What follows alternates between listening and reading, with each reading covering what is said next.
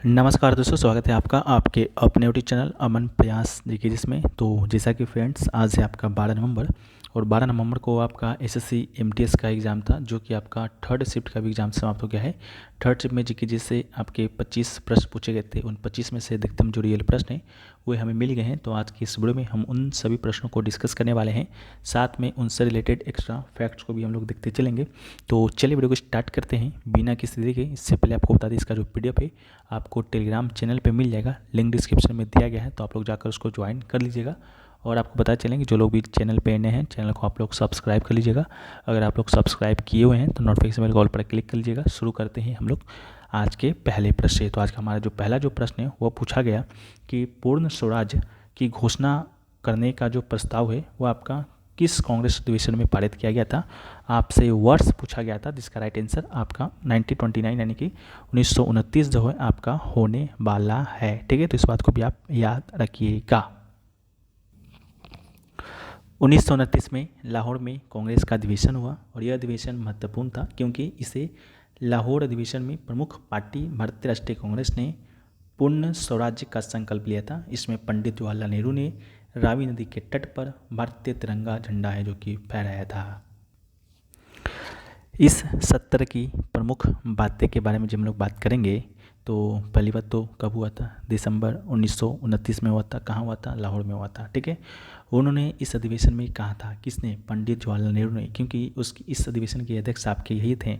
उसमें कहा कि हमारे सामने केवल एक ही लक्ष्य है, पूर्ण स्वतंत्रता। ठीक है, इसके अलावा पूर्ण स्वराज की घोषणा है 19 दिसंबर 1929 को कांग्रेस में प्रचारित की गई। इस अधिवेशन में सदस्य इस बात पर सहमत हुए कि कांग्रेस और भारतीय राष्ट्रवादियों को पूर्ण स्वराज के लिए लड़ना चाहिए या उन्हें पूरी तरह से स्वतंत्र होकर शासन करना चाहिए। इसके अलावा कांग्रेस ने पूर्ण स्वतंत्रता के लिए एक प्रस्ताव को मंजूरी दी और कांग्रेस के अध्यक्ष ने 31 दिसंबर 1929 की मध्य रात्रि को भीड़ के सामने रावी नदी के तट पर पूर्ण स्वतंत्रता का झंडा फहराया था। यह वह दिन था जब पहली बार राष्ट्रवादियों ने तिरंगा फहराया। इसके अलावा इसलिए कांग्रेस ने 26 जनवरी 1930 को पूर्ण स्वतंत्रता या पूर्ण स्वराज दिवस के रूप में मनाने का भी निर्णय लिया था। ठीक है, तो इस बात को भी आप देखिएगा। वीडियो में आगे बढ़ते हैं, उससे पहले दोस्तों बात कर लेते हैं स्टैटिक जीके की बेस्ड बुक के बारे में, जो कि आपका अग्रवाल एग्जाम कार्ड पब्लिकेशन की ओर से है। इस बुक के बारे में आपको बताएं तो ये बुक आपकी SSC exam, banking exam, railway exam, defence exam या जो भी एग्ज़ाम में आपका स्टैटिक जीके के पोर्शन से प्रश्न आते हैं वो सारे आपके इसमें कवर हुए रहेंगे। ठीक है, सामान्य ज्ञान के सभी विषयों एवं भारत एवं विश्व महत्वपूर्ण तथ्यों एवं घटनाओं पर एक रोचक संग्रह यानी कि पॉइंट टू पॉइंट है। साथ में आपको यहाँ पर टीसीएस पर टन पर आधारित 1800 प्लस क्वेश्चन भी मिलते हैं। ठीक है, ये पुस्तक आप लोग यहाँ पर देख सकते हैं। प्राइस मात्र 229 रुपया रखा गया है। पेज 217 है। इसका जो लिंक है डिस्क्रिप्शन में दिया रहेगा, कमेंट सेक्शन में भी पिन किया हुआ रहेगा। जो भी लोग स्टैटिक जीके को लेकर परेशान रहते हैं कि कहाँ से पढ़ें क्या पढ़ें, तो आप लोग इस पुस्तक को बाय कर सकते हैं। इस पुस्तक का कुछ आपका विषय सूची है जिसमें आपको इतिहास, कला, संस्कृति, भूगोल, इसके अलावा राज्य व्यवस्था, अर्थव्यवस्था, विज्ञान, मिसलेनियस सभी प्रकार के आपके पोर्शन को इसमें कवर कराया गया है। कुछ इस प्रकार से आपको है जो कि आपको देखने को मिलेगा। अगर आप लोग इस बुक को मंगाएंगे या ई बुक बाय करेंगे, जो भी आप लोग को बाय करना है आप लोग बाय कर लीजिएगा। अमेजन पे ये बुक उपलब्ध है, साथ में इनका अलग से आपका वेबसाइट भी है, तो वहाँ से भी आप लोग इसको बाय कर सकते हैं। ठीक है, तो आप लोग जाइए बाय कीजिए। बाकी इस पुस्तक का रिव्यू वगैरह हमें शेयर कीजिएगा। तो हम लोग वीडियो में अभी आगे बढ़ते हैं। नेक्स्ट क्वेश्चन पूछा गया कि लता मंगेशकर को साल 1990 में चेन्नई में किस पुरस्कार से सम्मानित किया गया था। तो इसका राइट आंसर श्री राज्य लक्ष्मी फाउंडेशन के द्वारा राज्य लक्ष्मी पुरस्कार से भी सम्मानित किया गया था लता मंगेशकर को। इसके अलावा लता मंगेशकर को कई और पुरस्कार भी मिले, जैसे कि 1969 में पद्म भूषण अवार्ड, 1989 में दादा साहेब फाल्के पुरस्कार, 1999 में पद्म भूषण पुरस्कार, 2001 में भारत रत्न अवार्ड। 2008 की बात करते हैं तो भारत की स्वतंत्रता की 60वीं वर्षगांठ के उपलक्ष्य में लाइफ टाइम अचीवमेंट के लिए वन टाइम अवार्ड से भी सम्मानित किया गया था। ठीक है, तो इस बात को भी याद रखिएगा। नेक्स्ट क्वेश्चन पूछा गया कि भारत में पहली सामाजिक, आर्थिक और जातीय जनगणना यानी कि SEC किस वर्ष है जो कि आपका हुआ था। तो इसका जो राइट आंसर है वो दोस्तों आपका होने वाला है 2011। ठीक है, भारत में पहली सामाजिक, आर्थिक, जातीय जनगणना साल 2011 में हुआ था। इसकी शुरुआत जून 2011 में ग्रामीण विकास मंत्रालय के द्वारा किया गया था। यह पहली बार था जब ग्रामीण और शहरी भारत दोनों के लिए इस तरह का व्यापक अभ्यास किया गया था। अगला है कि एहोल अभिलेख जो है किसके द्वारा लिखा गया था, तो इसका राइट आंसर रविकीर्ति था। ठीक है, तो लेकिन यहाँ पर क्वेश्चन का स्वरूप थोड़ा सा चेंज किया गया है कि एहोल अभिलेख रविकीर्ति के द्वारा जो लिखा गया था वो डैश का दरबारी कवि था। तो इसका राइट आंसर पुलकेशिन द्वितीय होगा। एहोल शिलालेख रविकीर्ति के द्वारा लिखा गया था। वो राजा पुलकेशिन द्वितीय का दरबारी कवि था और यह शिलालेख भारत के कर्नाटक राज्य के एहोल में पाया जाता है। एहोल शिलालेख रविकीर्ति के द्वारा लिखा गया था, जो चालुक्य राजा पुलकेशी द्वितीय का दरबारी लेखक था। और पुलकेशिन द्वितीय 610 से लेकर 642 तक है जो कि शासन किया।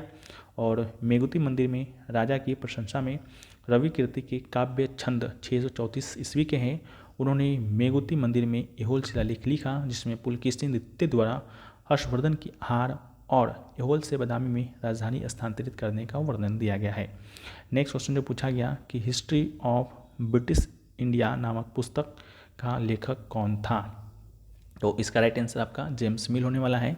जेम्स मिल के द्वारा ही यह पुस्तक आपका लिखा गया, हिस्ट्री ऑफ ब्रिटिश इंडिया। ठीक है, इसके अलावा हिस्ट्री ऑफ ब्रिटिश इंडिया भारतीय इतिहास, धर्म, संस्कृति, कला, चरित्र और भारत में कानून पर एक पुस्तक है। उन्होंने व्यापक सैद्धांतिक ढांचे के भीतर भारत पर हमलों को कवर किया। चार्ल्स ग्रांट ब्रिटिश है, भारत में ईसाई धर्म प्रचारकों के समर्थन का कारण है। और जॉन स्टुअर्ट मिल 19वीं सदी के दार्शनिक थे। और विलियम जोन्स एक अंग्रेजी पाश्चात्य और न्यायविद थे जिन्होंने एशियाटिक सोसाइटी ऑफ बंगाल की स्थापना भी किया था। ठीक है, नेक्स्ट क्वेश्चन है कि बाज यानी ओक और या शाहबलूत यानी कि चेस्टनट के जो वृक्ष है वो आपका कहाँ पर पाया जाता है, जिसका राइट आंसर सदाबहार चौड़े पत्तेदार वृक्ष इसका राइट आंसर होगा। बाज यानी ओक जो है वृक्ष जो है आपका सबसे अधिक पहचाने जाने वाला वृक्ष है जो उत्तरी गोलार्ध के स्थानिक है और उत्तरी अमेरिका, यूरोप और एशिया में पाया जाता है। ठीक है, तो इस बात को भी याद रखना है। इसके अलावा जो है आपका बाज ओक के वृक्ष की लगभग 500 प्रजातियां हैं और यह पर्णपाती हो सकते हैं, शरद ऋतु में अपने पत्ते खो देते हैं, सदाबहार हो सकते हैं। इसके अलावा शाहबलूत की बात करते हैं यानी चेस्टनट की बात करते हैं तो चेस्टनट के वृक्ष जीनस कास्टेनिया के हैं और उत्तरी गोलार्ध के समशीतोष्ण क्षेत्र के स्थानिक है। और सबसे आम प्रकार अमेरिकी, यूरोपीय और एशियाटिक चेस्टनट वृक्ष हैं। ठीक है, तो इसको भी याद रखना है। नेक्स्ट क्वेश्चन पूछा गया कि वर्तमान में केंद्रीय सतर्कता आयुक्त कौन है। ठीक है, तो इसका राइट आंसर श्री प्रवीण कुमार श्रीवास्तव इसका राइट आंसर होगा। इन्होंने ये पद 2023 में संभाला था। नेक्स्ट क्वेश्चन पूछा गया कि Neeraj Chopra first gold medal in Asian tournament. ठीक है, तो इसका जो राइट आंसर होने वाला है आपका Neeraj Chopra won his first gold medal at 2017 Asian athletic championship held in Bhubaneswar, India. ठीक है, नेक्स्ट क्वेश्चन पूछा गया कि संविधान का अनुच्छेद 41 जो है उसका संबंध जो है आपका किस से है। ठीक है, तो अनुच्छेद 41 की जब हम लोग बात करते हैं तो अनुच्छेद 41 का संबंध इस अनुच्छेद के अनुसार कुछ मामलों में काम, शिक्षा और सार्वजनिक सहायता का अधिकार सुनिश्चित करेगा और राज्य अपनी आर्थिक क्षमता और विकास की सीमाओं के भीतर काम पाने, शिक्षा पाने, बेरोजगारी, बुढ़ापा, बीमारी और अक्षमता और अन्य अयोग अभाव के मामलों में सार्वजनिक सहायता के अधिकार को हासिल करने के लिए प्रभावी प्रावधान करेगा। इसके अलावा राज्य के नीति निर्देशक तत्वों से जुड़े कुछ महत्वपूर्ण अनुच्छेद भी हैं। जैसे अनुच्छेद 38 जो है लोक कल्याण की अभिवृद्धि के लिए सामाजिक, आर्थिक, राजनीतिक न्याय द्वारा सामाजिक व्यवस्था सुनिश्चित करना, आय, प्रतिष्ठा, सुविधाओं और अवसरों की असमानता को समाप्त करना। अनुच्छेद 39 जो है सभी नागरिकों को जीविका के पर्याप्त साधन प्राप्त करने का अधिकार सुरक्षित करना, सामूहिक हित के लिए समुदाय के भौतिक संसाधनों का सम वितरण सुरक्षित करना, धन और उत्पादन के साधनों का संकेंद्रण रोकना, पुरुष और स्त्रियों को समान कार्य के लिए समान वेतन सुरक्षित करना, कर्मकारों के स्वास्थ्य, शक्ति तथा बालकों को अव्यवस्था से दुरुपयोग से संरक्षण, बालकों को स्वास्थ्य विकास के अवसर, सामान्य न्याय एवं गरीबी को निःशुल्क विधिक सहायता उपलब्ध कराना है। ठीक है, इसके अलावा अनुच्छेद 40 जो है ग्राम पंचायत के संगठन से है। अनुच्छेद 41 जो है शिक्षा पाने जो कि अभी हम लोग देखें उससे संबंधित है। अनुच्छेद 42 जो है काम की न्याय संगत मानवोचित दशाओं का तथा प्रसूति सहायता का उपबंध से संबंधित है। 43 जो है वो आपका सभी कर्मकारों के निर्वाह मजदूरी, शिष्ट जीवन स्तर, सामाजिक और सांस्कृतिक अवसर से संबंधित है, कुटीर उद्योग से संबंधित है। इसके अलावा अनुच्छेद 43 का जो है वो किससे संबंधित है, तो उद्योगों की प्रबंधन में कर्मकारों की भाग लेने के लिए कदम उठाना उससे है। अनुच्छेद 43 जो बी है सहकारी समिति के स्वैच्छिक गठन से है, ठीक है, इसको भी याद रखना है। अनुच्छेद 44 जो है समान सिविल संहिता संबंधित है। अनुच्छेद 45 जो है सभी बालकों को 14 वर्ष की आयु पूरी करने तक निःशुल्क और अनिवार्य शिक्षा देना है। अनुच्छेद 46 जो है अनुसूचित जाति, जनजाति और समाज के कमजोर वर्गों की शैक्षणिक एवं आर्थिक हितों को प्रोत्साहन और सामाजिक अन्याय एवं शोषण से सुरक्षा संबंधित है। अनुच्छेद 47 जो है पोषाहार स्तर, जीवन स्तर को ऊंचा करना तथा लोक स्वास्थ्य का सुधार करना, स्वास्थ्य के लिए नुकसानदायक नशीली दवाओं, मदिरा, ड्रग के औषधीय परियोजनाओं से बिन उपभोग पर प्रतिबंधित करना से संबंधित है। अनुच्छेद 48 जो है वो आपका किससे संबंधित है, पर्यावरण का संरक्षण से संबंधित है। अनुच्छेद 39 जो है ऐतिहासिक स्मारक से संबंधित है। 50 जो है आपका न्यायपालिका को कार्यपालिका से अलग करता उससे संबंधित है। अनुच्छेद 51 जो है अंतर्राष्ट्रीय शांति से संबंधित है। अगला है कि पद्म सुब्रमण्यम जो है निम्नलिखित में से किस नृत्य से संबंधित है, तो राइट आंसर भरतनाट्यम होगा। भरतनाट्यम नृत्य की उत्पत्ति जो है का पता सदीर से लगाया जा सकता है। तमिलनाडु में मंदिर नर्तक या देवदासियों का एक नृत्य है। भरतनाट्यम को दस्यट्टम के नाम से जाना जाता है। इनको पद्मश्री 1981 में पद्मश्री 1981 में ये पद्मा सुब्रमण्यम को और 2003 में पद्म भूषण अवार्ड जो कि मिला है। अगला है कि भारतीय सम्राट अशोक के प्रमुख शिलालेखों की संख्या कितनी है, तो इसका राइट आंसर आपका 14 होगा। भारतीय सम्राट अशोक की प्रमुख शिलालेखों की संख्या 14 है। यह शिलालेख पूरे भारत में फैले हुए हैं। यह शिलालेख अशोक के राज्य की सीमा पर अंकित किए गए थे। इन शिलालेखों में नैतिकता, सामाजिक न्याय, एक शासक के रूप में अशोक की भूमिका पर उनके विचार शामिल है। अगला है सेवा स्कीम इन विच स्टेट, तो सेवा की बात करते हैं। सेल्फ एम्प्लॉयमेंट वुमेन एसोसिएशन इसका फुल फॉर्म है। Scheme is primarily based in Ahmedabad, Gujarat. सेवा is the trade union that promotes the right of low income independently employed female workers across India. It was founded in 1972 by Ila Bhatt and has grown to include nearly 2 million members across multiple states. Next आपका है काकरापार परमाणु ऊर्जा station dash में स्थित है, तो right answer आपका गुजरात होगा। गुजरात में काकरापार परमाणु ऊर्जा स्टेशन के 700 मेगावाट के भारी जल के रिएक्टर पर 16 नियोजित इकाइयों में से एक है, जो बढ़ते हुए अक्षय नवीकरणीय पीढ़ी के लिए ग्रिड को संतुलित करने में मदद करता है। इसके अलावा 7 आपके न्यूक्लियर रिएक्टर हैं। कहाँ कहाँ पर है, रावतभाटा जो है राजस्थान में है। इसके अलावा नरोड़ा जो है उत्तर प्रदेश में है। इसके अलावा काकरापार कहाँ पर है, तो अभी हम लोगों ने देखा ये कहाँ पर है, तो महाराष्ट्र में है, ठीक है, सॉरी ये आपका गुजरात में है। इसके अलावा महाराष्ट्र में आपका तारापुर है, कर्नाटक में कैगा है, तमिलनाडु में कलपक्कम है और कुंडनकोलम है, ठीक है, तो इनको याद रखना है।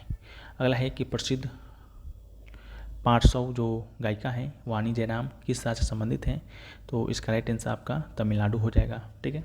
अगला है what is the tenure of finance commission, तो राइट आंसर आपका 5 ईयर्स होगा। The finance commission was established by Bhimrao Ambedkar in 1951 under article 280। Finance commission is constitutional body and its tenure is 5 years. It was defined as the financial relation between the central and the state government. The chairman of 15th Finance Commission was N.K. Singh and presently Nand Kishore Singh N.K. Singh was appointed as the 16th Finance Commission. Next question पूछा गया